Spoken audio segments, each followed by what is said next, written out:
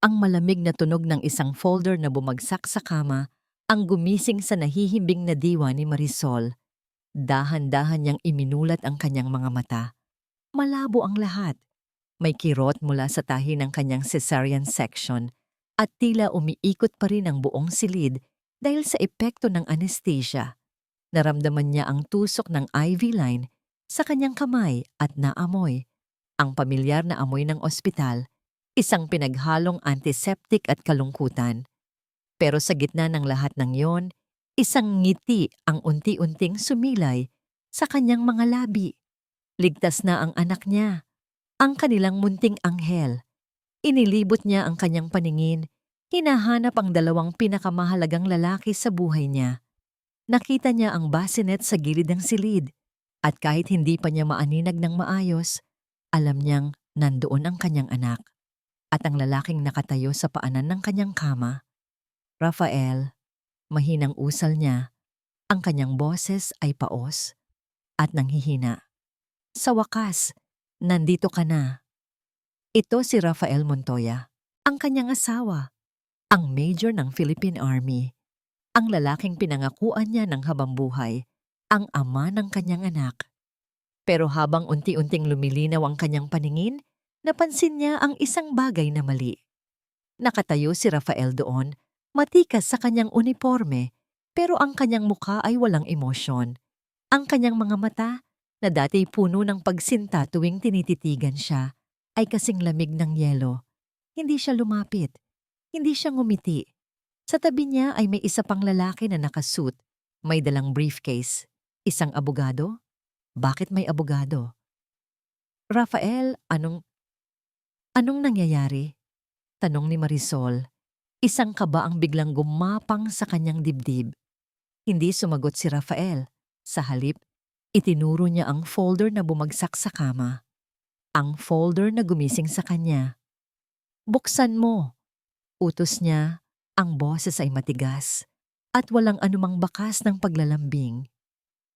Nanginginig ang mga kamay ni Marisol habang inaabot ang Manila folder. Bawat galaw ay nagdudulot ng matinding kirot sa kanyang tahi, pero mas matindi ang kirot na nagsisimulang maramdaman niya sa kanyang puso.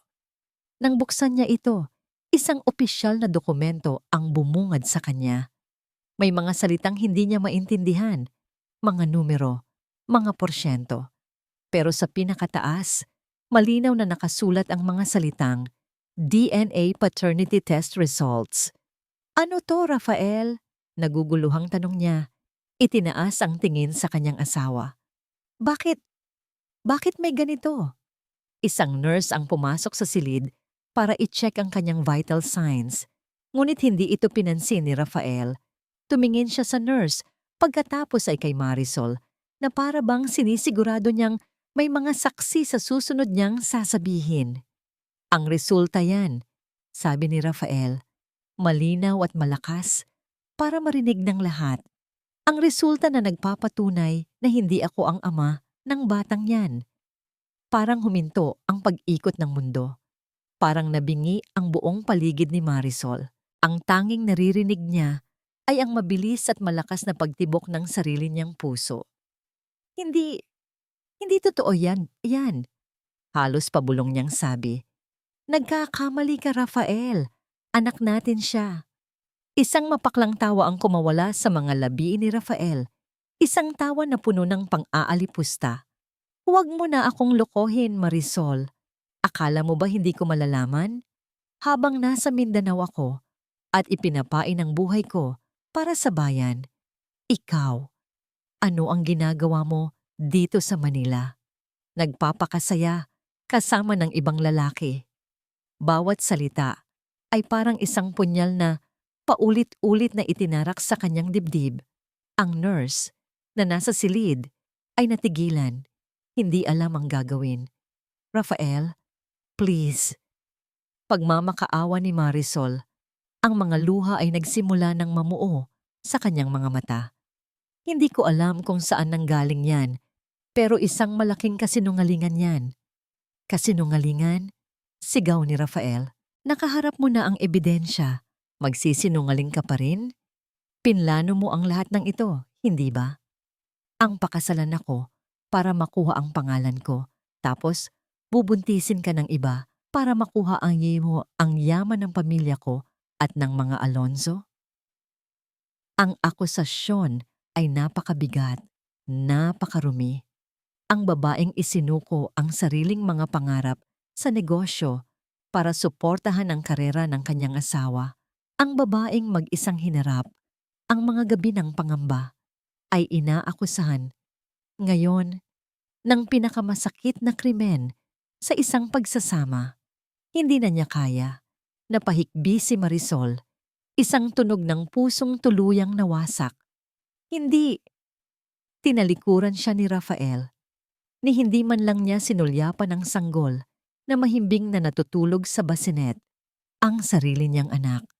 Simula ngayon, deklara niya, ang kanyang likod ay nakaharap pa rin kay Marisol. Wala na tayong anumang ugnayan. Ipapadala ng abogado ko ang mga papeles para sa annulment. Huwag kang mag-alala. Sisiguraduhin kong wala kang makukuha kahit isang sentimo. Naglakad siya palabas ng silid, kasunod ang kanyang abogado. Ang bawat yabag ng kanyang sapatos sa sahig ng ospital ay parang martilyong ipinupukpok sa puso ni Marisol. Papalayo, papalayo. Hanggang sa tuluyan na itong maglaho. Naiwan si Marisol sa katahimikan.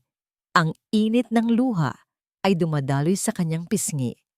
Ang sakit sa kanyang tahi ay wala ng kwenta kumpara sa sakit na dumudurog sa kanyang buong pagkatao. Sinubukan niyang huminga, ngunit parang may nakabara sa kanyang lalamunan. Sumisikip ang kanyang dibdib. Tinignan niya ang folder.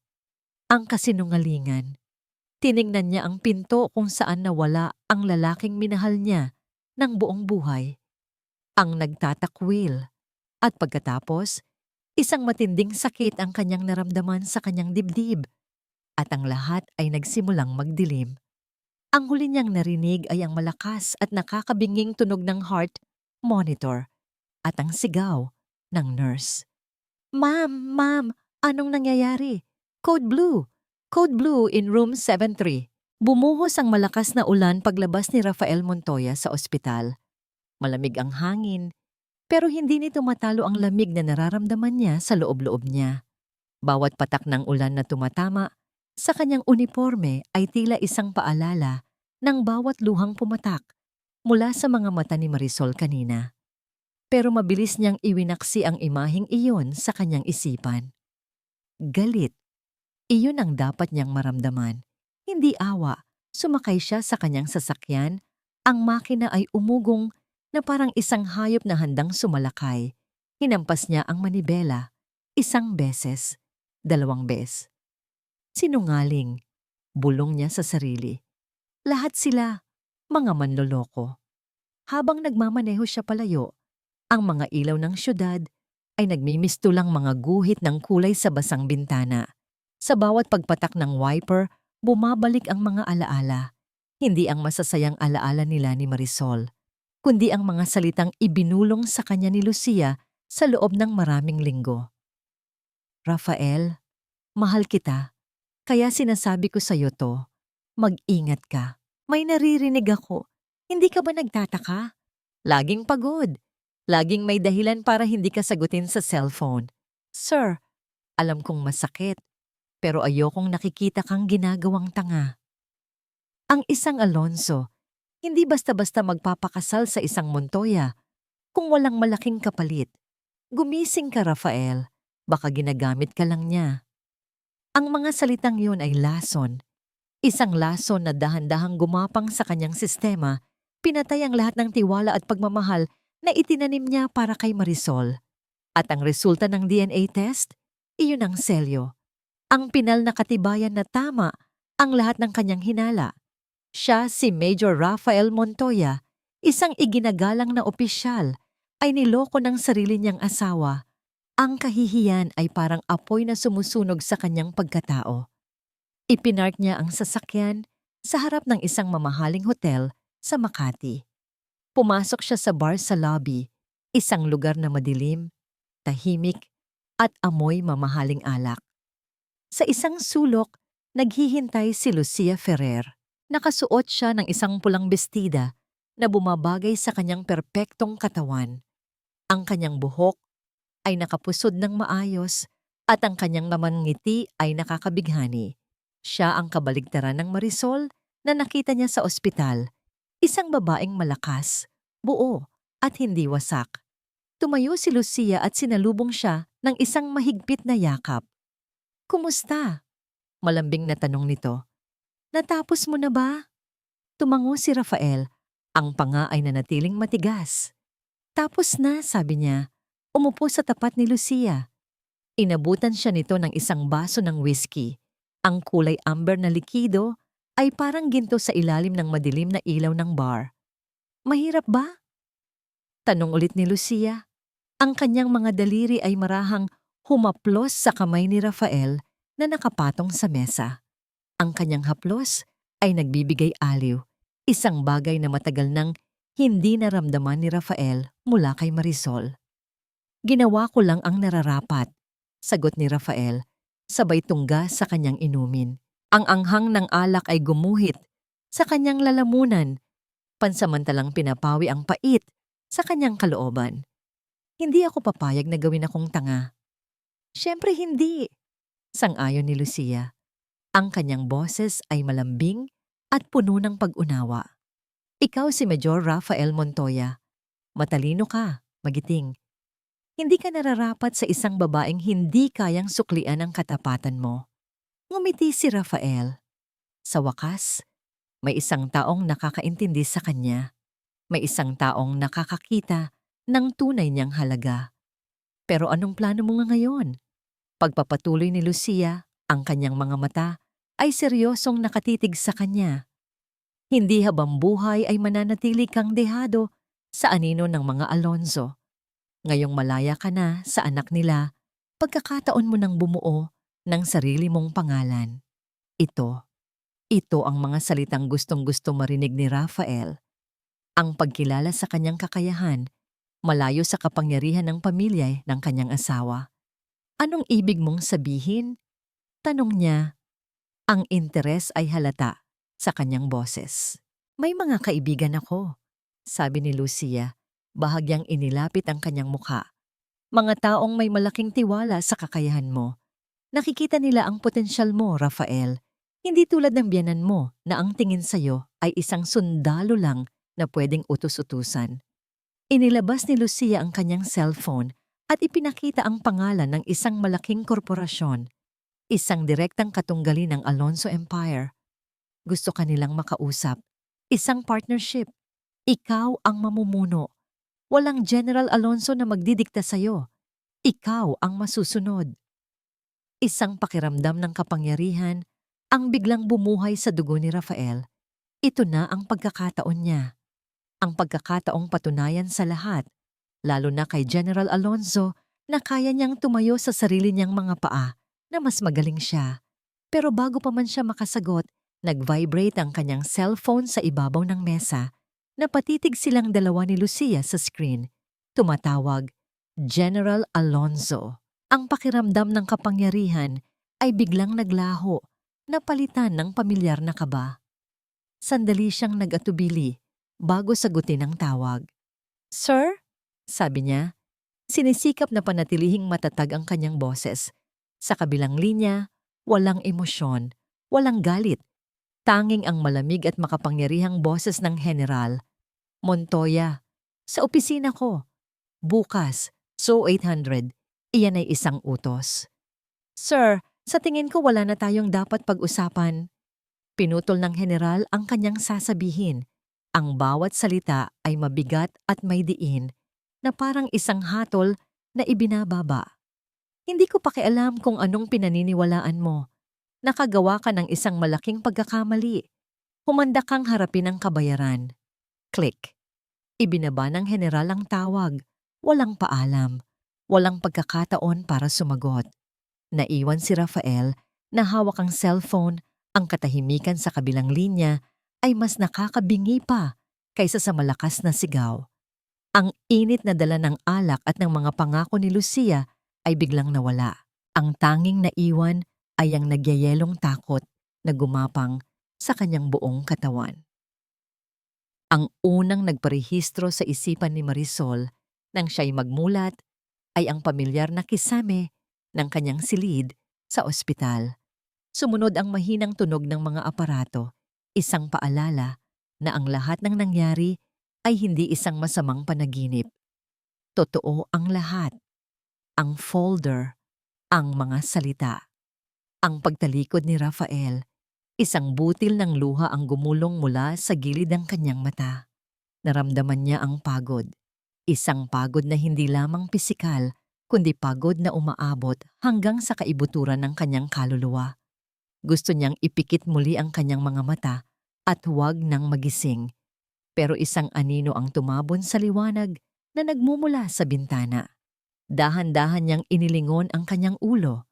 Nakatayo doon, sa tabi ng kanyang kama, ang kanyang ama, si General Alejandro Alonso. Nakasuot ito ng simpleng polo shirt, hindi ng kanyang uniforme, pero ang tindig nito ay nananatiling matatag at puno ng awtoridad. Tahimik lang itong nakatingin sa kanya. Ang kanyang mukha ay seryoso, ngunit sa likod ng kanyang mga mata ay may isang bagay na tanging anak lamang ang makakakita. Isang malalim na pag-aalala. Walang nagsalita sa kanila. Hindi kailangan. Dahan-dahang itinaas ng general ang kanyang kamay at marahang ipinatong sa balikat ni Marisol. Ang kanyang palad ay malaki at medyo magaspang, tanda ng maraming taon sa serbisyo. Ngunit para kay Marisol, ang bigat at init ng kamay na yon ay isang mensahe. Isang mensaheng nagsasabing, nandito ako, hindi ka nag-iisa. At doon, bumuhos ang mga luhang kanina pa niya pinipigilan. Hindi na siya humikbi ng malakas. Tahimik lang na dumaloy ang kanyang mga luha, habang ang kamay ng kanyang ama ay nananatiling nakapatong sa kanyang balikat. Isang matibay na angkla sa gitna ng rumaragasang bagyo sa kanyang buhay. Kinabukasan, lumabas si Marisol ng ospital. Habang itinutulak siya sa wheelchair palabas ng lobby, naramdaman niya ang mga matang nakatutok sa kanya. Ang mga bulungan ng mga nurse at staff na nakasaksi sa iskandalo kahapon. Hindi niya sila pinansin. Itinuon niya ang kanyang buong atensyon sa maliit na buhat-buhat niya sa kanyang mga braso, nakabalot sa puting kumot, ang kanyang anak. Ang kanyang lakas. Hindi siya umuwi sa bahay nila ni Rafael. Sa halip sa lumang mansyon ng mga Alonso siya dinala, sa lugar kung saan siya lumaki. Ang kanyang silid ay ganoon pa rin, malinis, maayos, at puno ng mga alaala ng isang mas simpleng panahon. Nang gabing iyon, hindi siya makatulog. Nakaupo siya sa isang rocking chair sa tabi ng bintana, habang karga-karga ang kanyang anak na mahimbing na natutulog. Sa liwanag ng buwan, pinagmasdan niya ang perpektong mukha ng sanggol. Ang maliliit nitong kamay, ang manipis nitong buhok, ang payapang paghinga. Hinaplos niya ang malambot nitong pisngi. Ang lahat ng sakit, lahat ng galit, ay tila pansamantalang naglalaho tuwing tinititigan niya ang batang ito. Para sa'yo, bulong ng isang tinig sa kanyang isipan. Para sa'yo, lalaban ako. Ang pagiging isang ina ay isang sandata, isang kalasag, isang biglaang tapang na hindi niya alam na taglay pala niya. Hindi na siya ang Marisol na handang isuko ang lahat para sa pag-ibig. Ang babaeng iyon ay namatay na sa silid ng ospital. Ang babaeng naririto ngayon ay isang ina. Isang leon ang handang gawin ang lahat para protektahan ang kanyang supling. Dahan-dahan siyang tumayo at inihiga ang sanggol sa kuna. Hinalikan niya ito sa noo at sa sandaling iyon, isang desisyon ang nabuo sa kanyang puso. Hindi siya basta-basta iiyak na lang sa isang sulok. Hindi siya magiging biktima sa kwentong ito.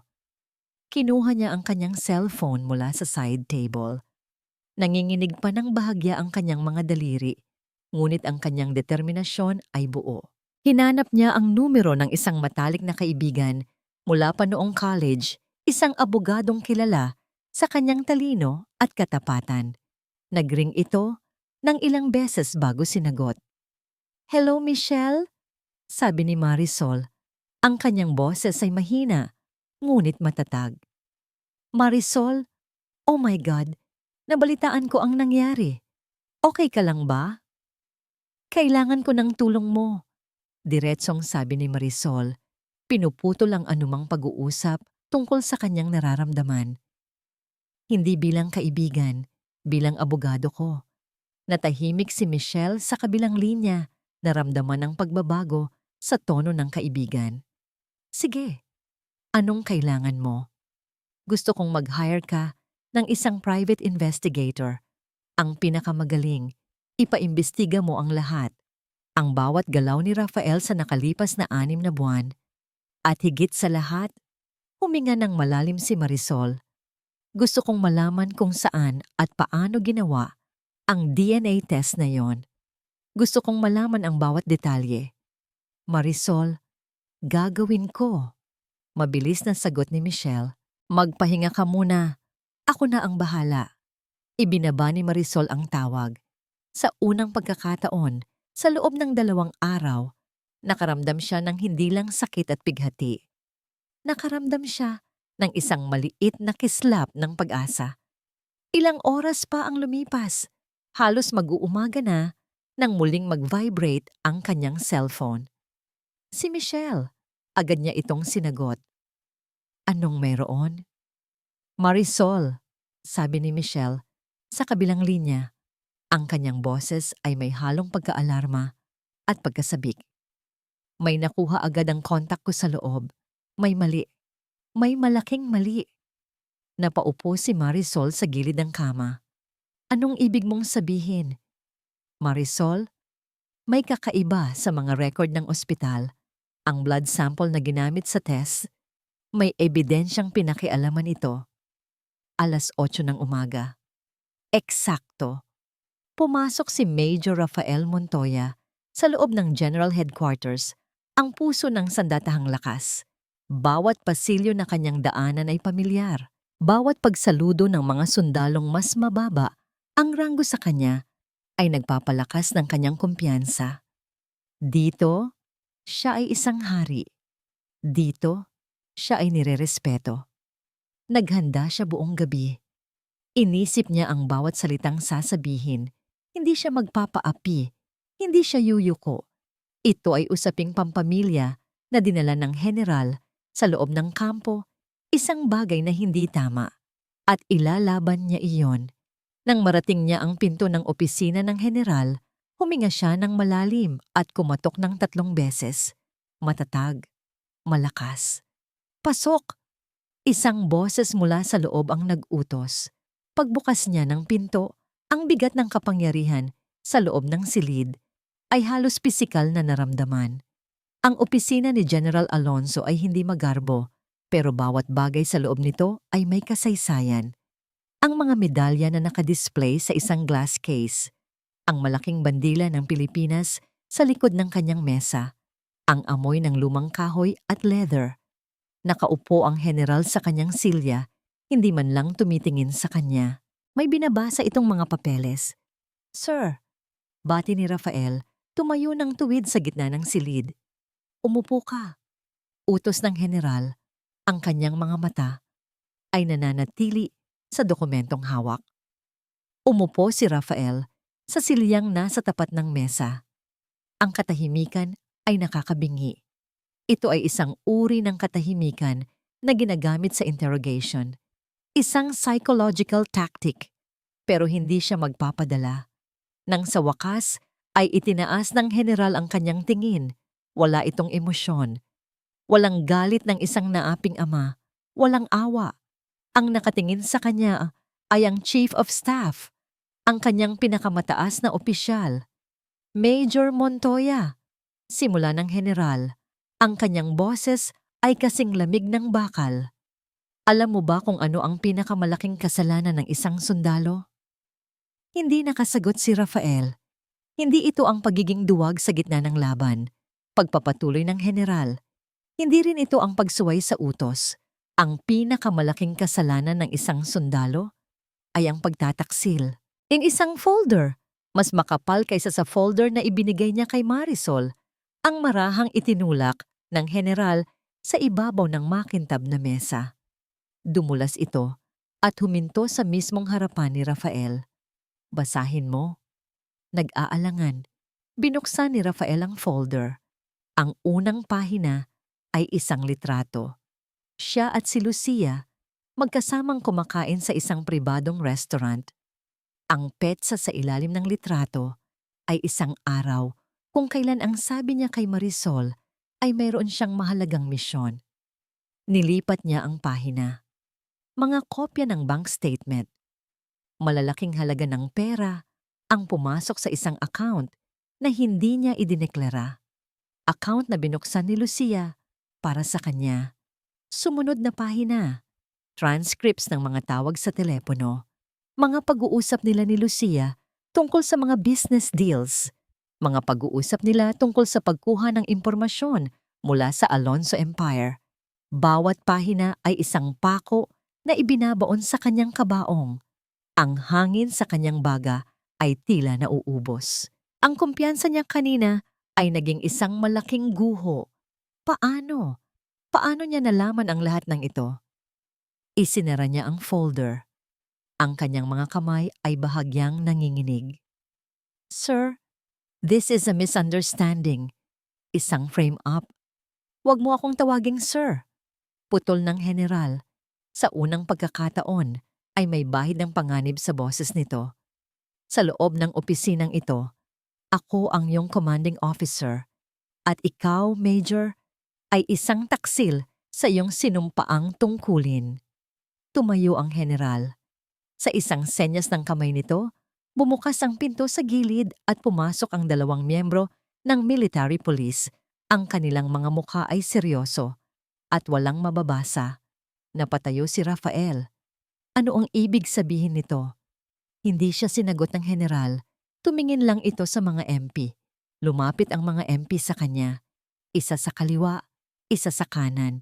Sa isang mabilis ngunit formal na kilos, inalis nila ang mga medalya mula sa kanyang dibdib. Sunod, ang kanyang nameplate. At ang pinakamasakit sa lahat, ang insignia ng kanyang ranggo mula sa kanyang mga balikat.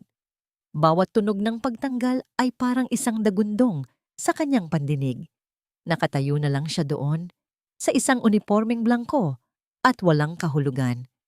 Ang kanyang karangalan, na pinaghirapan niya ng maraming taon, ay hinubad mula sa kanya sa loob lamang ng ilang segundo.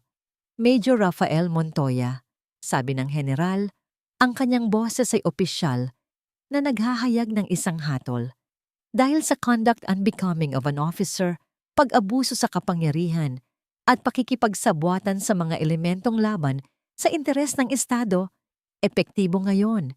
Tinatanggalan ka ng iyong ranggo at ikaw ay dishonorably discharged mula sa serbisyo. Isang suntok sa sikmura, yun ang naramdaman ni Rafael. At isa pa, dagdag ng general na para bang hindi pa tapos ang parusa. Lahat ng ari-arian, bank accounts at benepisyo na may kaugnayan sa pamilya Alonso ay naka-freeze na. Ang sasakyan mo ay kumpiskado. Ang access mo sa lahat ng aming pag-aari ay binabawi na. Iyon na, ang huling pako. Ilabas niyo na siya. Utos ng general. Hinawakan ng mga MP ang magkabilang braso ni Rafael at sinimulan siyang iya palabas. Hindi siya nanlaban. Wala na siyang lakas.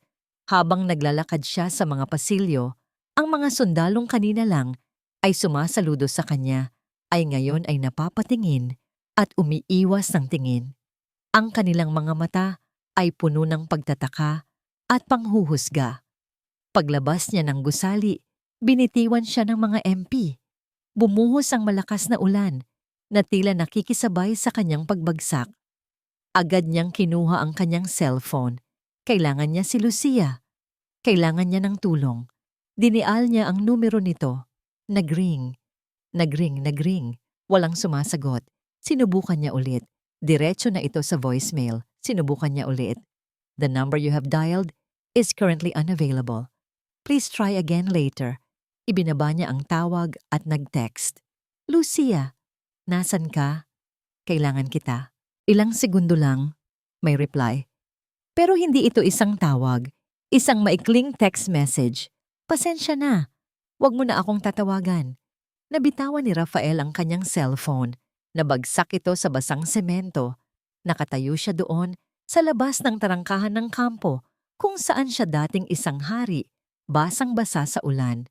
Wala siyang sasakyan, wala siyang pera, wala siyang kapangyarihan. Ang suot niya ay isang mamahaling uniforme na ngayon ay wala ng halaga. Siya ay wala na. Habang ang mundo ni Rafael Montoya ay gumuho sa gitna ng malakas na ulan, ang mundo naman ni Marisol Alonzo ay nagsisimulang muling buuin sa loob ng malamig at tahimik na boardroom ng Alonzo Empire. Isang linggo na ang nakalipas mula nang lumabas siya ng ospital. Ang mga unang araw ay ginugol niya sa pag-aalaga sa kanyang anak at sa sarili niyang paghilom. Pero ngayon, oras na para harapin ang isa pang laban. Nakatayo siya sa harap ng isang malaking salamin sa kanyang lumang silid.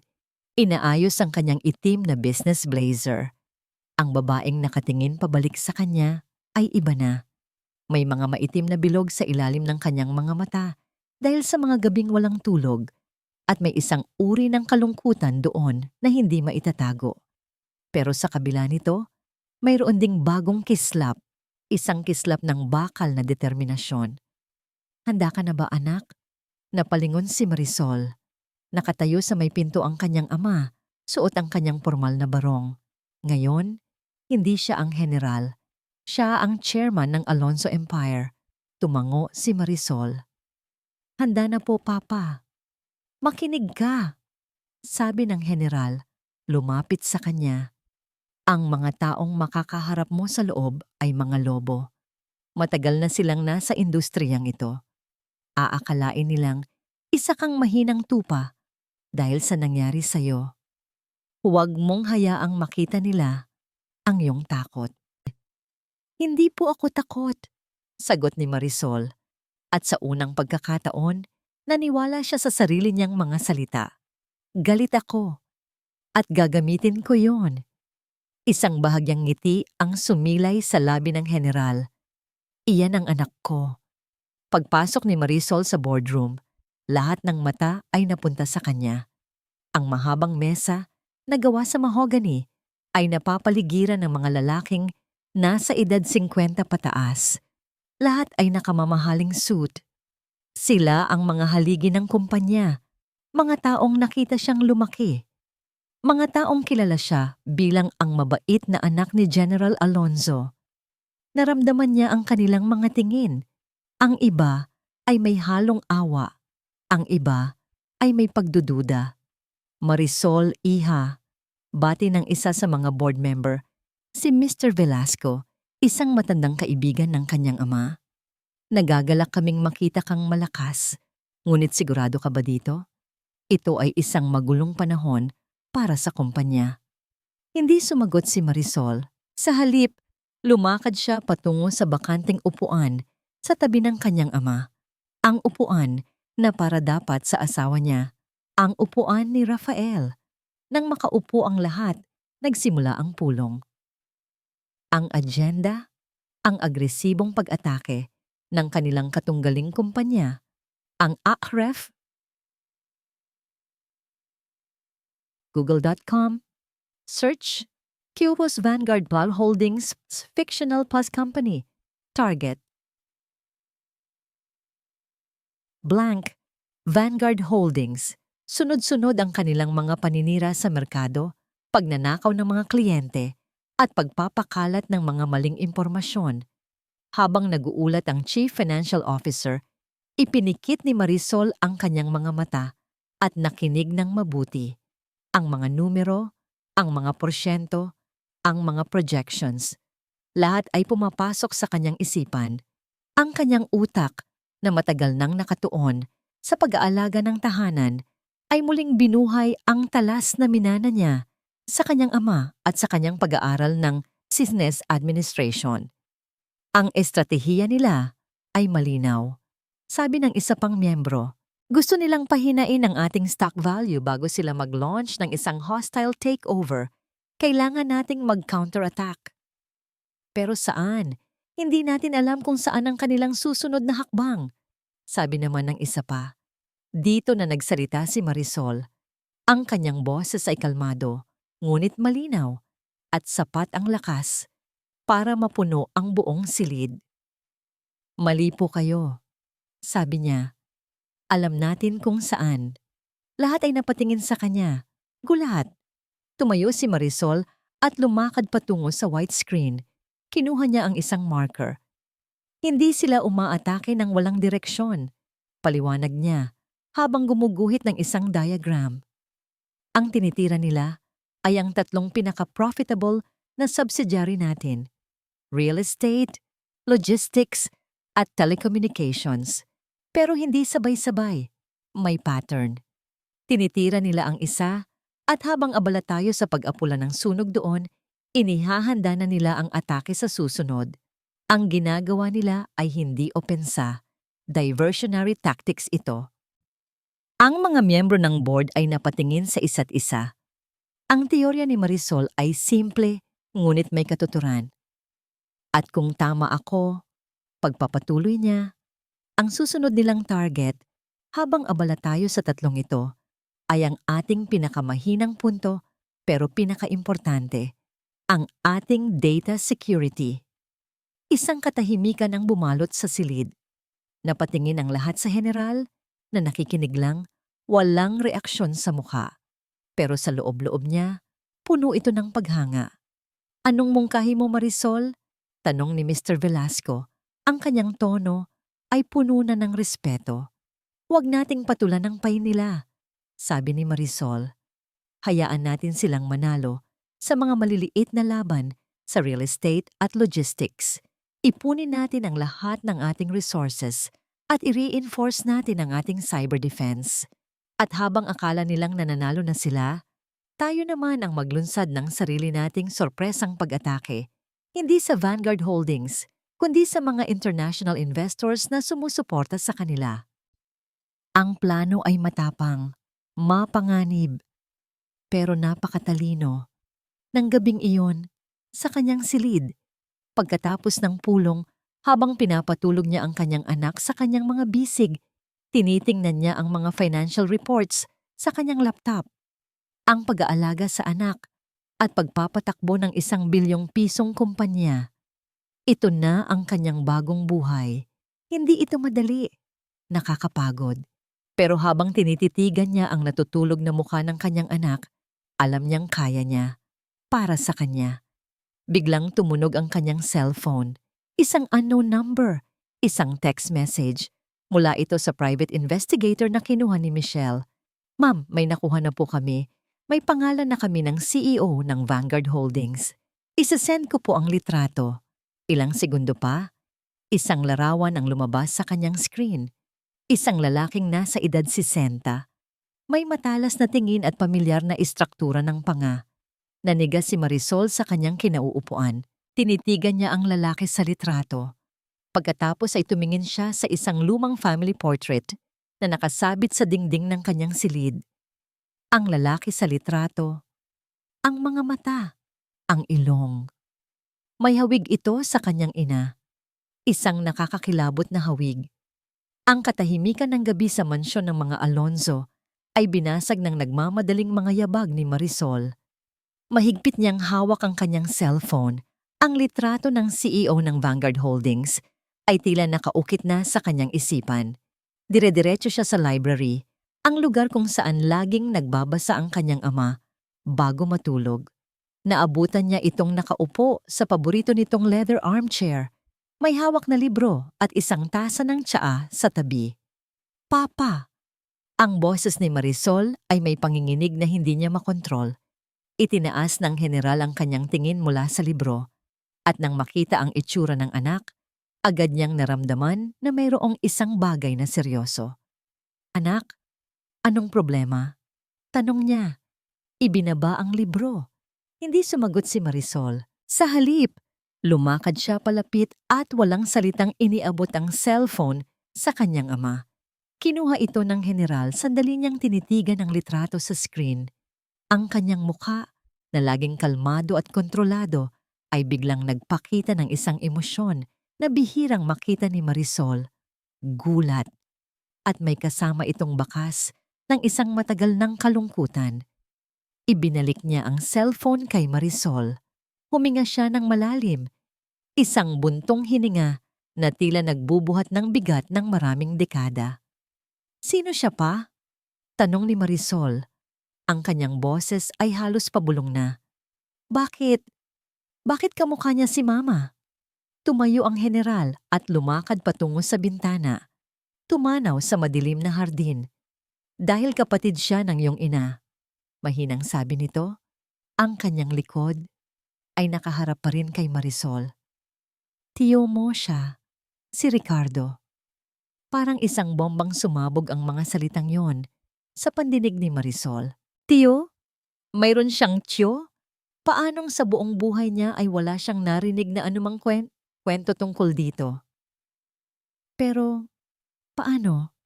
Naguguluhang tanong niya. Bakit wala akong alam? Bakit wala siya sa kahit anong family picture? Humarap ang general. Ang kanyang mga mata ay tila naglakbay sa malayong nakaraan. Dahil itinakwil siya ng pamilya ninyo Marisol, bago pa man tayo ikasal ng iyong ina. Umupo siyang muli at sinanyasan si Marisol na umupo sa tapat niya. Ang library, na dati isang lugar ng kapayapaan, ay biglang naging isang silid na puno ng mga multo ng nakaraan. Ang lolo mo, ang ama ng iyong ina, ay isang taong may isang salita. Simula ng general. Ang pamilya nila ay isa sa mga pinakarespetado noon. Si Ricardo, bilang bunsong anak na lalaki, ay ang paborito, matalino, ambisyoso, pero mayroon siyang isang kahinaan. Masyado siyang sabik na patunayan ang kanyang sarili. Noong kabataan niya, pagpapatuloy ng general, pumasok siya sa isang negosyo, isang malaking investment. Pero niloko siya ng kanyang mga kasosyo. Para makabawi, gumawa siya ng isang desperadong hakbang. Ginamit niya ang pangalan ng pamilya para makakuha ng isang malaking pautang nang walang pahintulot ng lolo mo. Ang negosyo ay bumagsak, nalugi, at ang utang ay naiwan sa pamilya. Hindi ang pera ang ikinagalit ng lolo mo, Marisol, kundi ang kahihiyan, ang pagkasira ng pangalan at tiwala na iningatan nila sa loob ng maraming henerasyon. Nakinig lang si Marisol. Ang bawat salita ay unti-unting bumubuo ng isang larawan ng isang lalaking hindi niya kilala. Sa galit ng lolo mo, pinalayas niya si Ricardo. Sinabi niyang wala na siyang anak na nagngangalang Ricardo. Tinanggal siya sa lahat ng dokumento ng pamilya. Itinakwil ang iyong ina, kahit masakit sa kanya, ay walang nagawa, kundi sundin ang kanyang ama. Mula noon, hindi na namin narinig kung ano ang nangyari sa kanya. Akala namin, akala ng lahat, ay naglaho na lang siya. Hanggang ngayon, dugtong ni Marisol, nauunawaan na ang lahat. Ang Vanguard Holdings ay hindi lang isang katunggali.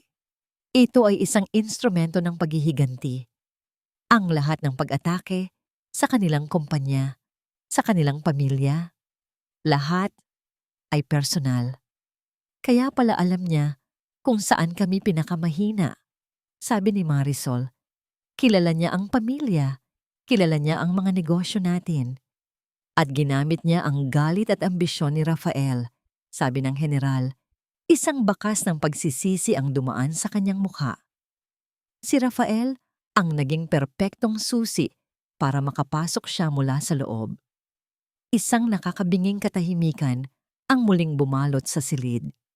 Ang bigat ng katotohanan ay tila nagpabigat sa hangin.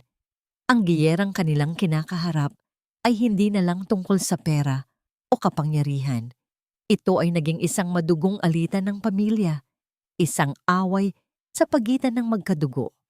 Naramdaman ni Marisol ang isang panibagong bigat sa kanyang mga balikat. Hindi na lang niya ipinaglalaban ang kinabukasan ng kanyang anak. Ipinaglalaban na rin niya ngayon ang anino ng nakaraan ng kanyang pamilya. Biglang nag-vibrate ang kanyang cellphone na nasa ibabaw ng maliit na mesa.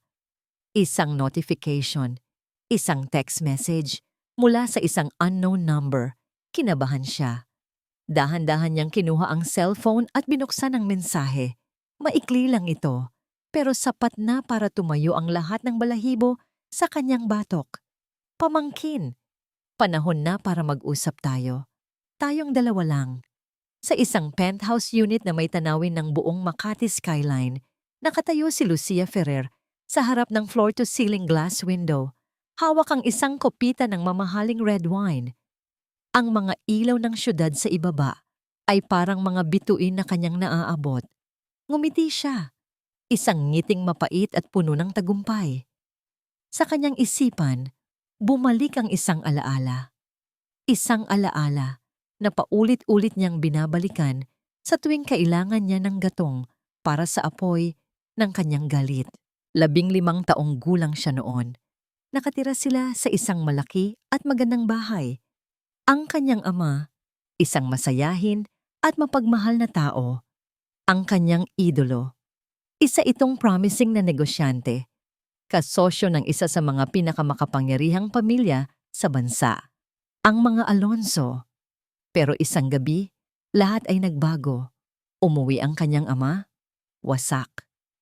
Ang kanyang muka ay blangko. Ang kanyang mga mata ay walang buhay. Naupo ito sa gitna ng kanilang sala at umiyak. Sa unang pagkakataon, nakita ni Lucia ang kanyang idolo na gumuho. Nilinlang nila ako, Lucia. Sabi ng ama niya, ang boses ay basag. Ang mga Alonzo, kinuha nila ang lahat. Isang masamang business deal, isang pagkakamali sa tiwala. Nawala ang lahat ng kanilang pera, ang kanilang bahay, ang kanilang mga sasakyan. Pero ang pinakamasakit na nawala ay ang dignidad ng kanyang ama. Mula noon, nag-iba ang kanilang buhay. Lumipat sila sa isang maliit na apartment. Ang kanyang ama, na dati puno ng buhay, ay naging anino na lang ng dati nitong sarili. Nagkasakit ito dahil sa depresyon at ilang taon lang ang lumipas. Pumanaw na. Sa burol ng kanyang ama, habang nakatayo sa ilalim ng ulan, ipinangako ni Lucia sa kanyang sarili. Babawiin niya ang lahat, doble, triple. Sisirain niya ang mga Alonzo, tulad ng pagsira nila sa kanyang pamilya. Ginamit niya ang kanyang talino at ganda. Nag-aral siya ng mabuti. Pumasok siya sa mundo ng korporasyon. Bawat hakbang niya ay kalkulado. Bawat ngiti niya ay may nakatagong layunin. Hanggang sa isang araw, nakilala niya si Major Rafael Montoya sa isang social event. Nakita niya agad ito, ang perpektong kasangkapan. Isang lalaking may posisyon, konektado sa mga Alonzo, pero may tinatagong insecurity. Isang lalaking uhaw sa pagkilala at kapangyarihan. Naging madali ang lahat. Ang pag-akit kay Rafael ay parang isang laro. Ang pagtanim ng duda sa isipan nito laban kay Marisol ay parang pagtatanim lang ng halaman. At habang ginagawa niya iyon, lihim siyang nakipag-ugnayan sa isang misteryosong tao na may kaparehong galit sa mga Alonzo. Ang taong yon ay si Ricardo, ang itinakwil na Alonzo. Sa penthouse na ito, kung saan sila madalas magkita, binuo nila ang kanilang plano. Si Ricardo ang utak at ang pondo. Si Lucia ang muka at ang executor.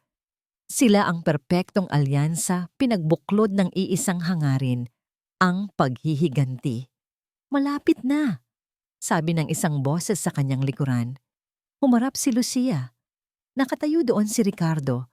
Hawak din ang isang kopita ng alak. Ang kanyang mga mata ay matalas. Laging nagmamasid. Napadala ko na ang mensahe kay Marisol, sabi ni Ricardo. Paniguradong gulong-gulo na ang isip noon ngayon. Ngumiti si Lucia. At si Rafael? Wala na siyang silbi. Isa na lang siyang basahan na itinapon sa kalye. Magaling ang ginawa mo sa kanya. Puri ni Ricardo. Ginamit mo ang kanyang kahinaan laban sa kanya. Tulad ng ginawa ng ama ko sa akin. May pait sa huling mga salita. Lumapit si Lucia kay Ricardo. Ang kanyang pulang bestida ay sumasayad sa mamahaling sahig. Hindi pa tayo tapos, sabi niya. Ang pagbagsak ni Rafael ay simula pa lang. Ang pag-atake sa kumpanya ay panimula pa lang. Kinuha niya ang kanyang cellphone at tiningnan ang isang litrato na lihim niyang kinunan noon sa social media account ni Marisol. Isang litrato ni Marisol, masayang karga-karga ang kanyang bagong silang na anak. Gusto kong maramdaman niya ang naramdaman ko.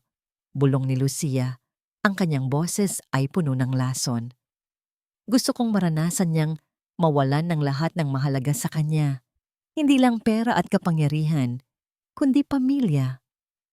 Tinitigan niya ang litrato ng sanggol at isang malamig at nakakakilabot na ngiti ang gumuhit sa kanyang mga labi. Lahat, ulit niya, lahat ay kukunin natin. Ang mga ilaw ng syudad sa labas ay nagpatuloy sa pagkinang, mga tahimik na saksi sa isang planong isinilang mula sa mga ugat ng malalim na galit. Ang buhay ni Rafael Montoya ay naging isang bangungot na paulit-ulit niyang nararanasan pagkagising. Ang dating malawak na penthouse unit ay napalitan ng isang maliit at masikip na kwarto sa isang murang paupahan sa gilid ng Maynila. Ang amoy ay pinaghalong luma, alikabok at kabiguan.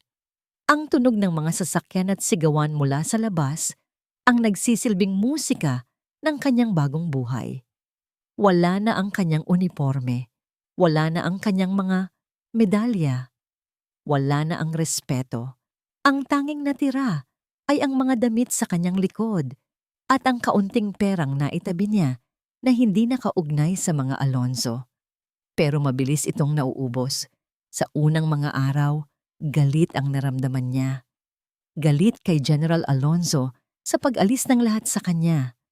Galit kay Lucia sa pag-iwan sa kanya. Pero habang lumilipas ang mga araw at ang gutom ay nagsisimulang kumalam sa kanyang sikmura, ang galit ay napalitan ng pagdududa. Paano nalaman ng general ang lahat? Masyadong mabilis, masyadong kompleto ang ebidensya. Bakit biglang naglaho si Lucia na parang bula? At ang DNA test, paanong naging ganoon kabilis ang resulta? Isang gabi, habang nakahiga sa kanyang matigas na kama at nakatitig sa maruming kisame, isang alaala ang bumalik sa kanya. Ang araw na ibinigay sa kanya ni Lucia ang folder. Nakuha ko na, Rafael, sabi nito sa kanya noon. Isang kaibigan ko sa loob ng ospital ang tumulong. Confidential, para sa'yo lang. Isang kaibigan. Hindi isang opisyal na proseso. Isang malamig na kaba ang gumapang sa kanyang dibdib. Isang ideya na napakasama, napakasakit. Napilit niyang iwinawaksi sa kanyang isipan. Pero hindi na niya kaya. Kailangan niyang malaman ang totoo. Kinabukasan, isinanglala niya ang kanyang mamahaling relos, ang huling bagay na may halaga na natira sa kanya. Ginamit niya ang pera para bumalik sa ospital. Hindi bilang isang aroganteng major, kundi bilang isang ordinaryong taong naghahanap ng kasagutan. Sa pamamagitan ng kaunting pera at sa tulong ng isang security guard na dati niyang natulungan, nakuha niya ang impormasyon na kailangan niya. Ang pangalan ng medtech at ng nurse na on-duty sa laboratorio noong araw na kinuha ang sample ng dugo. Inabangan niya ang medtech sa labas ng ospital pagkatapos ng shift nito. Sa isang madilim na eskinita, sa ilalim ng nanginginig na ilaw ng poste, hinarap niya ito. Kailangan ko lang malaman ang totoo, sabi ni Rafael, ang kanyang boses ay desperado. Ang DNA test para sa anak ni Marisol Alonzo. May kakaiba ba noong araw na yon? Natakot ang medtech. Pero sa pagtitig niya sa mga mata ni Rafael, nakita niya hindi ang panganib, kundi ang isang taong wasak. Sir, mahinang sabi ng medtech, wala akong ginawang masama. Sinunod ko lang ang procedure pero may isang nurse na pumasok sa lab. Siya ang nagdala ng blood sample. Medyo nagtagal siya sa loob bago niya ibinigay sa akin. Anong pangalan ng nurse? Madiing tanong ni Rafael. Ibinigay ng medtech ang pangalan. Isang pangalan na hindi pamilyar kay Rafael. Inabot niya ang natitirang pera sa medtech. Salamat. Kinailangan niya ng 2 araw para hanapin ang address ng nurse. Nakatira ito sa isang simpleng subdivision sa Cavite. Pinuntahan niya ito. Nang buksan ng nurse ang pinto at makita si Rafael, hindi ito nagulat. Sa halip, isang malamig na ngiti ang lumabas sa mga labi nito. Isang ngiting may halong galit at tagumpay. "Rafael Montoya," sabi ng babae. "Inaasahan ko na ang pagdating mo." "Bakit?" Iyon lang ang salitang lumabas sa bibig ni Rafael. "Bakit mo ginawa iyon? Sino ang nag-utos sa'yo? Si Lucia ba?" Tumawa ang nurse. Isang tawang walang saya. "Si Lucia? Wala siyang kinalaman dito. Ginamit lang niya ang pagkakataon. Ang gulo na ako mismo ang gumawa. Hindi kita maintindihan." "Hindi mo talaga ako maiintindihan," sabi ng nurse. Ang kanyang mga mata ay nag-aapoy. "Pero baka maalala mo ang ate ko, si Ana Reyes, ang babaeng minahal ka ng totoo, ang babaeng ipinagpalit mo para lang makapasok sa pamilya ng mga Alonso, ang babaeng winasak mo, ang pangalan, Ana Reyes." Biglang bumalik ang lahat. Ang kanyang dating nobya, bago pa si Marisol, ang babaeng iniwan niya ng walang paalam. Nanlaki ang mga mata ni Rafael. "Kapatid mo siya?" "Oo," sagot ng nurse. Ang mga luha ay nagsimula nang mamuo sa kanyang mga mata. "Nakita ko kung paano siya umiyak gabi-gabi dahil sa'yo. Nakita ko kung paano siya nawalan ng gana sa buhay. Ang ginawa ko sa ospital? Hindi iyon para sa pera. Hindi iyon para kay Lucia. Iyon ay para sa kapatid ko. Iyon ang hustisya para sa kanya." Napaatras si Rafael. Ang mga binti niya ay tila ng hina. Hindi lang pala si Lucia. Hindi lang pala si Ricardo. Ang multo ng sarili niyang nakaraan. Ang mga taong nasaktan niya. Lahat sila ay nagtipon-tipon para wasakin siya. Ang resulta ng DNA, kasinungalingan. Ang pagmamahal ni Lucia, kasinungalingan. Ang kapangyarihan na akala niya ay sa kanya, kasinungalingan. Lahat. Lahat ng pinaniwalaan niya. Lahat ng pinaglaban niya. Lahat ay isang malaking kasinungalingan. Napaupo siya sa gilid ng kalsada sa labas ng bahay ng nurse. Ang alikabok at init ng araw ay hindi niya maramdaman. Natawa siya. Isang tawang walang laman. Isang tawa ng isang taong tuluyan nang nawala sa sarili. Isang tawa ng isang taong natalo, hindi ng kanyang mga kaaway, kundi ng kanyang sariling mga kasalanan. Habang tumatawa siyang mag-isa, isang news alert ang biglang lumabas sa cellphone ng isang taong naglalakad sa tabi niya. Narinig niya ang balita mula sa TV sa isang kalapit na karinderya. Breaking news! Ang Alonso Empire ay nahaharap sa pinakamalaking krisis sa kasaysayan nito matapos ang isang biglaang financial at cyber attack mula sa Vanguard Holdings. Ayon sa mga eksperto, may posibilidad na malugi ang kumpanya sa mga susunod na araw. Huminto sa pagtawa si Rafael. Sa gitna ng kanyang sariling pagguho, narinig niya ang balita ng pagguho ng mundo ni Marisol. Ang babaeng sinaktan niya, ang babaeng tinalikuran niya. At sa kauna-unahang pagkakataon, hindi galit o pagdududa ang naramdaman niya, kundi isang matinding, nakakaduwal na pagsisisi. Ang atmosfera sa loob ng boardroom ng Alonso Empire ay kasing bigat ng isang formal na paghuhukom. Sa gitna ng mesa, nakaupo si Ricardo, ang dating taksil na tiyon ni Marisol. Ngayon ay nakaupo sa upuan ng chairman na may mapagmataas ng ngiti sa kanyang mga labi. Sa kanyang tabi, ang mga kinatawan ng Vanguard Holdings, ang kanyang mga bagong kasosyo, ay naghihintay na lang na malagdaan ang huling dokumento. Ang mga miyembro ng board ng Alonso Empire ay nakayuko. Ang kanilang mga mukha ay puno ng pagkabigo at takot. Mukhang talo na sila. Biglang bumukas ang malaking pinto ng boardroom. Lahat ng ulo ay napatingin doon. Pumasok si Marisol Alonso. Hindi siya nakangiti. Walang bakas ng takot sa kanyang mukha. Suot niya ang isang simpleng itim na pantalon at puting blouse, pero ang kanyang tindig ay mas matikas pa kaysa sa kahit sinong nakaupo sa mesa. Sa kanyang tabi, hindi ang kanyang ama, kundi ang kanyang abogado, si Michelle, na may hawak na isang malaking folder. Masyado ka atang nagmamadali, Tio Ricardo, sabi ni Marisol. Ang kanyang boses ay mahinang narinig, pero sapat na para maramdaman ang kanyang kapangyarihan. Napakunot ang noo ni Ricardo. Marisol, ano ang ginagawa mo dito? Dito ang pagpupulong ng mga bagong may-ari. Ikaw, wala ka ng lugar dito. Ngumiti ng bahagya si Marisol. Isang nangiting nagpapahiwatig ng isang nakatagong kalamangan. Maaring wala na akong lugar sa lumang istruktura ng Alonso Empire na gusto mong sirain, sabi niya. Pero meron ako dito bilang nag-iisang legal na tagapagmana ng kumpanyang ito. Kasama ang aking ama na nagmamay-ari ng mayorya ng shares at bilang Chief Operating Officer na formal na itinalaga. Tumingin si Ricardo sa kanyang mga kasosyo, tila nagtatanong, pero hindi sila makasagot. Alam nila na ang Alonso Empire ay hindi kayang basta-basta makuha. At ang Vanguard Holdings? Tanong ni Marisol, tumingin kay Ricardo. Malaki ang pasasalamat mo sa kanila, hindi ba?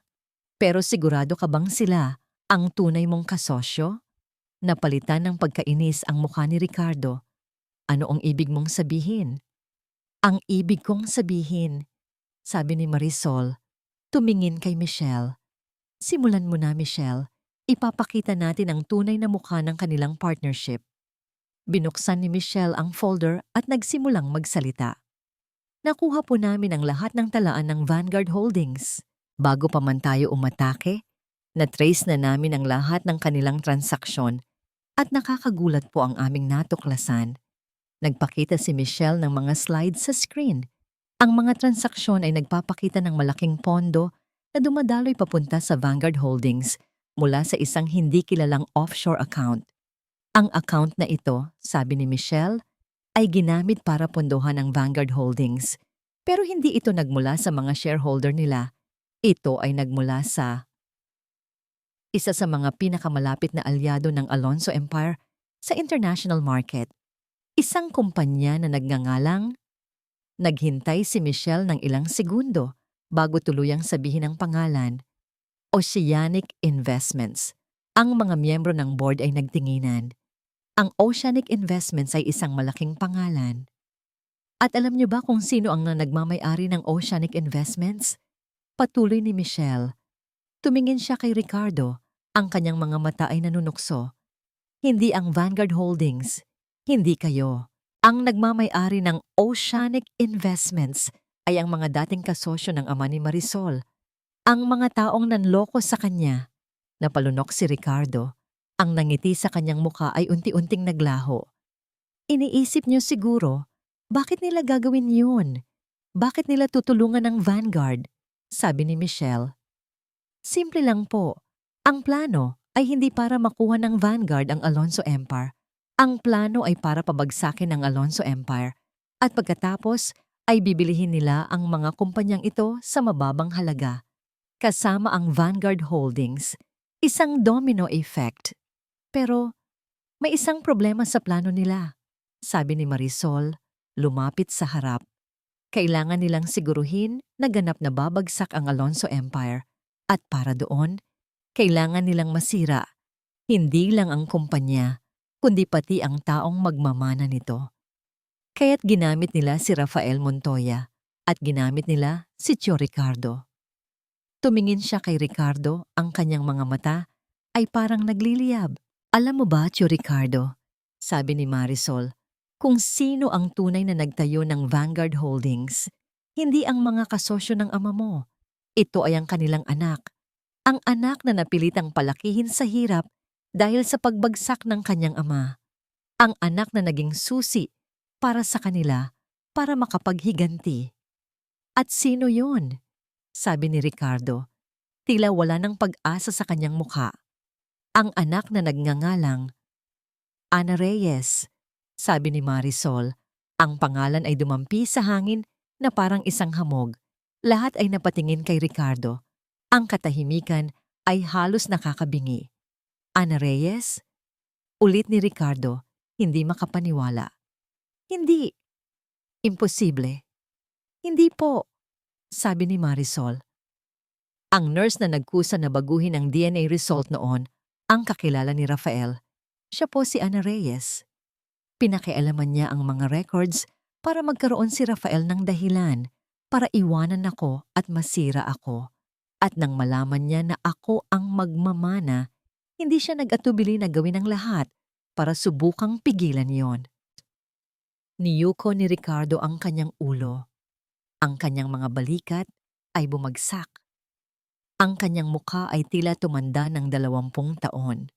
Naging mas malaki ang plano? Sabi ni Marisol. Ang mga kasosyo ng ama ko, sa pamamagitan ni Ana ay ginamit si Ricardo para ibigay ang mga impormasyon kay Rafael na siyang nagbigay naman kay Lucia. Isang chain reaction ng kasinungalingan. Ang layunin nila ay pabagsakin ang Alonso Empire sa pamamagitan ng panloob na pagtataksil at pagkatapos ay muling buhayin ito sa ilalim ng kanilang kontrol. Pero, sa huli, napunta ang lahat kay Ricardo. Nagtaas ng tingin si Ricardo. Ang kanyang mga mata ay puno na ng luha. Hindi ko alam na ganito kalaki ang plano. Akala ko lang ay tutulungan ako ni Ana na makuha ang nararapat sa akin. Ang hustisya ay hindi ipinag-aagaw, Tio Ricardo, mahinang sabi ni Marisol, at hindi ito nakukuha sa pamamagitan ng panloloko at pagdudulot ng sakit sa iba. Sa sandaling iyon, bumukas muli ang pinto. Pumasok ang mga pulis.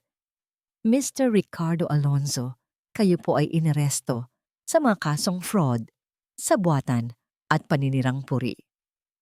Huminga ng malalim si Marisol. Sa wakas, ang katotohanan ay nagwagi. Ang mga kasinungalingan ay nabuksan. Ang mga lobo na nagbabalat kayo na tupa ay nahuli na. Tumingin siya sa kanyang ama, na kanina pa ay tahimik na nakaupo sa tabi niya. Ang kanyang mukha ay puno ng pagmamalaki. Nakatingin sa kanya ang kanyang ama na parang nakikita niya ang pinakamaganda niyang tagumpay. Tapos na ang laban, sabi ni Marisol, tumingin sa natitirang mga miyembro ng board. Ngayon, simulan natin ang pagbuo muli ng Alonso Empire. Mas matatag, mas matuwid, para sa kinabukasan ng ating mga anak. Ang mga salita niya ay umalingaw-ngaw sa silid, isang pangako ng bagong simula. Ang mga sumunod na linggo ay naging abala para kay Marisol. Ang balita tungkol sa nabigong hostile takeover at ang pag-aresto kay Ricardo Alonzo ay kumalat na parang apoy sa mundo ng negosyo. Naging laman ng bawat pahayagan at business news program ang kwento ng Alonso Empire at ang bagong reyna nito. Ngunit sa gitna ng lahat ng ingay, hinanap ni Marisol ang katahimikan. Ang boardroom na dati puno ng tensyon at sigawan ay naging sentro ng kanyang bagong mundo. Sa tulong ng kanyang ama at ng mga board member na muling nagtiwala sa kanya, sinimulan niyang ayusin ang pinsalang idinulot ng krisis. Bawat desisyon ay pinag-iisipan niya ng mabuti. Bawat pirma niya sa dokumento ay may bigat ng responsibilidad. Isang umaga, habang nakaupo siya sa dating opisina ni Rafael, na ngayon ay sa kanya na, at umiinom ng kape, binabasa niya ang mga update sa kanyang tablet. Nakalabas na ng bansa si Lucia Ferrer. Bago pa man mailabas ang warrant of arrest para sa kanya, mabilis itong nakatakas. Marahil ay hindi na ito babalik. Para kay Marisol, hindi na yun mahalaga. Ang pagtakas nito ay isang pag-amin na rin ng pagkatalo. Si Ricardo Alonzo naman ay nahaharap sa maraming kaso. Sa kanyang testimonya, inamin niya ang lahat at isiniwalat ang buong plano na lalong nagdiin sa mga taong nasa likod ng Vanguard Holdings. Ang dating makapangyarihang CEO ay isa na lamang matandang lalaki na nalunod sa sarili niyang galit. Nakaramdam si Marisol ng awa, hindi galit. Hindi siya nakahanap ng kasiyahan sa pagbagsak ng kanyang mga kaaway. Walang matamis na lasa ang paghihiganti. Ang tanging naramdaman niya ay isang malalim na pagod at isang dahan-dahang pagbabalik ng kapayapaan sa kanyang puso. Ang tunay niyang tagumpay ay hindi ang pagkapanalo sa giyera sa boardroom. Ang tunay niyang tagumpay ay ang mga gabing umuuwi siya sa mansyon at sasalubungin siya ng nangiti ng kanyang anak. Ang kanyang anak, si Alejandro, ipinangalan sa kanyang ama, si AJ. Si AJ ang kanyang naging mundo. Bawat pagngiti nito, bawat pag-iyak, bawat paghawak ng maliliit nitong daliri sa kanyang kamay ay nagpapaalala sa kanya kung bakit siya lumalaban. Isang gabi, habang pinapatulog niya si AJ sa kanyang silid, pumasok ang kanyang ama. "Kamusta ang reyna ng imperyo?" Pabirong tanong ng general. Napangiti si Marisol. "Pagod pa, pero masaya." Umupo ang general sa tabi niya at sabay nilang pinanood ang natutulog na sanggol. "Ipinagmamalaki kita, anak," mahinang sabi ng general, "higit pa sa inaakala mo." "Natuto po ako mula sa pinakamagaling," sagot ni Marisol. Isinandal ang kanyang ulo sa balikat ng ama. Sa mga sandaling iyon, sa tahimik na silid, naramdaman ni Marisol ang tunay na kahulugan ng pamilya at seguridad. Hindi ito nakasalalay sa isang lalaki o sa isang kakasal. Ito ay nasa pagmamahal na walang kondisyon, sa suportang hindi humihingi ng kapalit. Kinabukasan, habang inaayos niya ang mga papeles sa kanyang opisina, may iniabot sa kanya ang kanyang sekretarya, isang simpleng puting sobre. "Pinaiwan po sa reception, ma'am," sabi ng sekretarya. Wala pong pangalan ng nagpadala. Nagtaka si Marisol. Binuksan niya ang sobre. Sa loob, may isang piraso ng papel na nakatupi. Kinuha niya ito. Ang sulat kamay ay pamilyar. Isang sulat kamay na dati nagpapakilig sa kanya, pero ngayon ay nagdudulot na lang ng isang pamilyar na kirot. Ito ang sulat kamay ni Rafael. 3 salita lang ang nakasulat. "Patawarin mo ako." Napatitig si Marisol sa mga salita. Ang tinta ay bahagyang kumalat na parang nabasa ng isang patak ng luha. Hindi siya umiyak. Hindi siya nagalit. Tinupin niyang muli ang papel, isinilid pabalik sa sobre at inilagay sa loob ng isang drawer. Isinara niya ang drawer, isang kabanata ng kanyang buhay na kailangan ng isara. 6 na buwan ang lumipas. Para kay Rafael Montoya, ang 6 na buwan na yon ay parang 6 na taon ng pagdurusa at pagbabago. Ang dating aroganteng major ay naglaho na. Ang pumalit ay isang lalaking mas payat. Ang balat ay kulay kayumanggi dahil sa pagbibilad sa araw, at ang mga kamay ay magaspang at may kalyo. Nagtatrabaho siya ngayon bilang isang construction worker sa isang maliit na proyekto sa probinsya. Ang ingay ng martilyo at lagari ang nagsilbing pampalipas oras niya. Ang bigat ng bawat sako ng semento na kanyang binubuhat ay tila kabayaran sa bigat ng kanyang mga kasalanan. Sa una, puno ng galit ang kanyang puso, galit sa sarili. Gabi-gabi, binabalikan siya ng kanyang mga pagkakamali. Ang mga masasakit na salitang binitiwan niya kay Marisol, ang kanyang pagiging bulag sa katotohanan, ang kanyang pagtalikod sa sarili niyang anak. Pero habang tumatagal, ang galit ay napalitan ng pagtanggap. Tinanggap niya na siya ang may kasalanan, ang kanyang pagiging arogante, ang kanyang insecurity, ang kanyang uhaw sa kapangyarihan. Lahat ng yon ang nagwasak sa kanya. Hindi si Lucia, hindi si Ricardo, kundi siya mismo. Ang pagtatrabaho sa ilalim ng sikat ng araw ay hindi lang nagpatigas ng kanyang katawan, kundi naglinis din ng kanyang kaluluwa. Sa bawat patak ng pawis, tila may nababawas sa dumi na bumalot sa kanyang pagkatao. Isang araw, pagkatapos matanggap ang kanyang maliit na sahod, bumili siya ng isang lumang dyaryo. Sa lifestyle section, nakita niya ito. Isang litrato ni Marisol tumatanggap ng isang award bilang Businesswoman of the Year. Sa tabi niya ay ang kanyang ama, Mukha siyang masaya, malakas, maganda. Sa ibaba ng litrato, may isa pang mas maliit na larawan. Si Marisol kasama ang isang batang lalaki na nakakandong sa kanya. Kapwa sila nakangiti. Ang caption, Marisol Alonzo with her son, AJ. AJ Alejandro Jr. Napatitig si Rafael sa litrato ng bata, ang kanyang anak. Hindi niya napigilan ang luhang pumatak mula sa kanyang mga mata. Isang luha ng pangungulila at matinding pagsisisi. Sa sandaling iyon, alam na niya ang kailangan niyang gawin, hindi para humingi ng pangalawang pagkakataon. Alam niyang imposible na yon, hindi para makipagbalikan. Alam niyang hindi na siya karapat-dapat, kundi para gawin ang isang bagay na dapat ay ginawa niya noon pa. Ang humingi ng tawad ng harapan. Nag-ipon siya ng pamasahe at bumalik sa Maynila. Inabot niya ng 1 linggo bago niya nahanap ang lakas ng loob. Nalaman niya mula sa isang dating kakilala na madalas mamasyal si Marisol kasama ang anak nito sa isang parke sa Quezon City tuwing Linggo ng umaga. At doon, 1 linggo, nakita niya sila. Nakatayo siya sa malayo, sa ilalim ng isang puno. Pinanood niya si Marisol na nakaupo sa isang picnic blanket, masayang nakikipaglaro kay AJ na ngayon ay gumagapang na. Ang tawa ni Marisol ay parang musika na matagal na niyang hindi naririnig.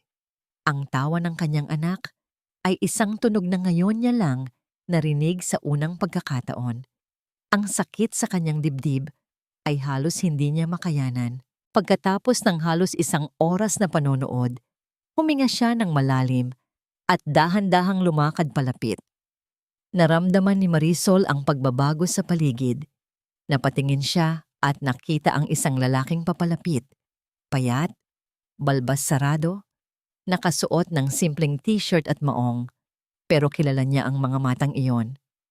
Agad siyang tumayo. Isang protektibong kamay ang inilagay sa harap ng kanyang anak. Ang kanyang mukha ay naging alerto. "Rafael," sabi niya. Ang kanyang boses ay kalmado, ngunit malamig. "Marisol," sabi ni Rafael. Huminto ilang metro ang layo mula sa kanila. "Ako to," tumango si Marisol. "Alam ko." Isang mahabang katahimikan ang namagitan sa kanila. Tanging ang ingay lang ng mga batang naglalaro sa malayo ang maririnig. Ang laki na niya," sabi ni Rafael.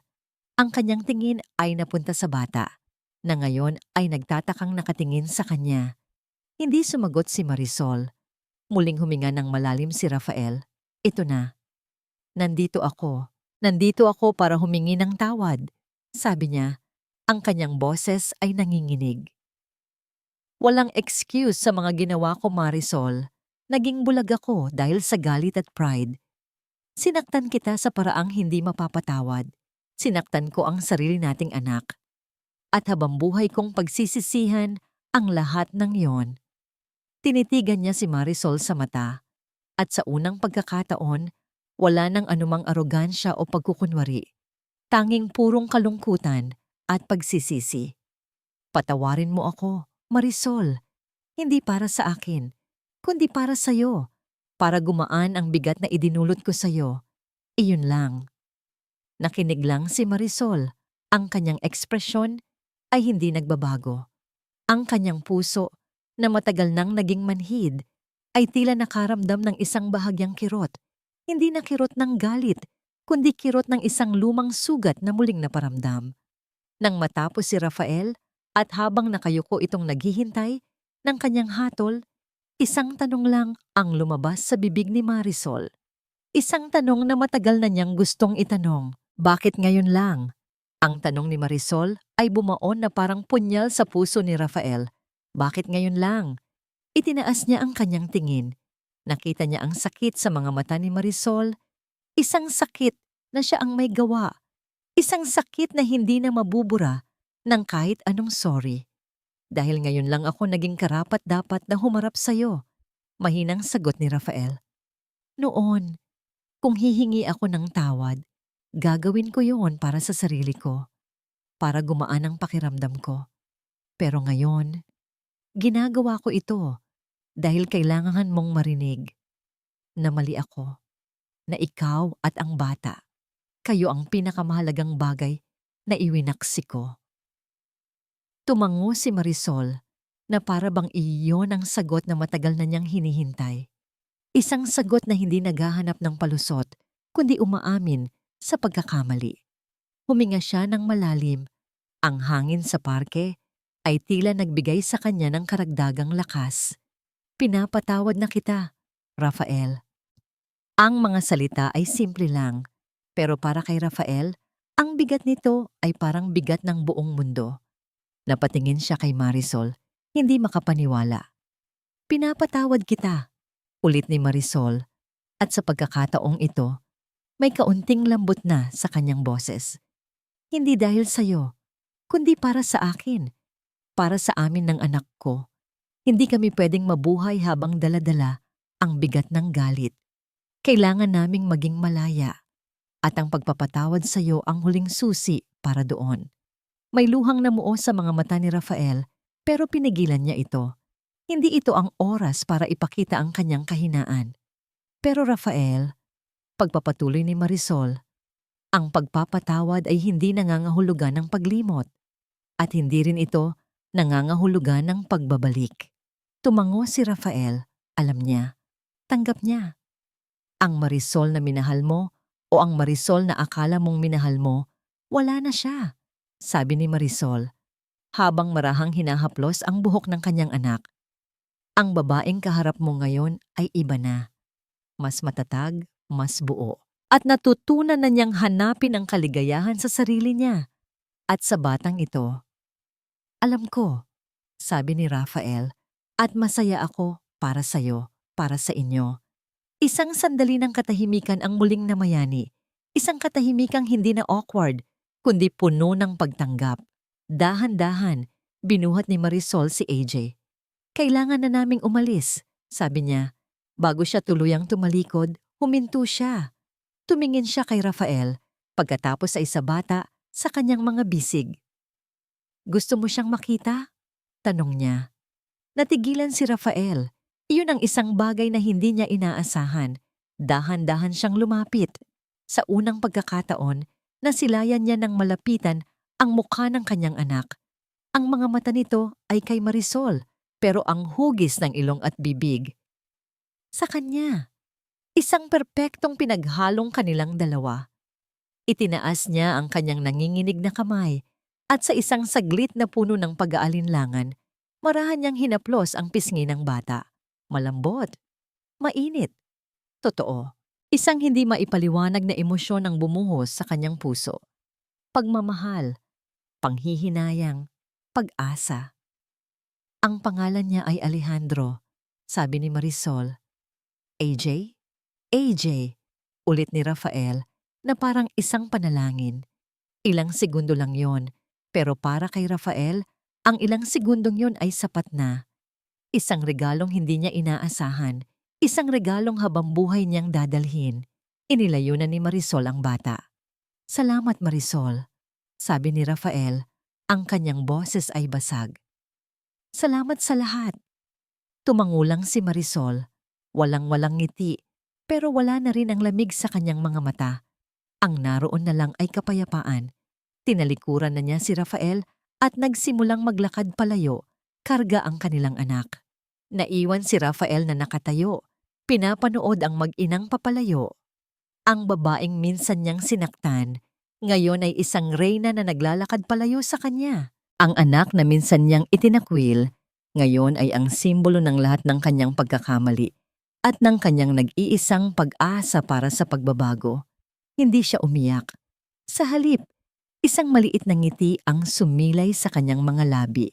Isang nangiting mapait, pero puno ng pagtanggap. Sa kabilang dako, habang naglalakad si Marisol sa ilalim ng mga puno, sa sinag ng araw ng umaga sa Quezon City, mas humigpit ang kanyang yakap kay AJ. Naramdaman niya ang huling hibla ng nakaraan na tuluyan ng naputol. Malaya na siya. Hindi na siya si Marisol Montoya, ang asawang biktima. Hindi lang siya si Marisol Alonzo, ang tagapagmanang CEO.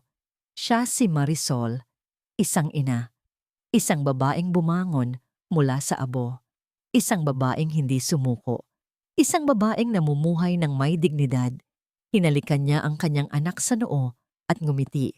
Isang nangiting totoo at nagmumula sa puso. Tumingin siya sa hinaharap, sa isang bukas na puno ng pag-asa. Handa na siya.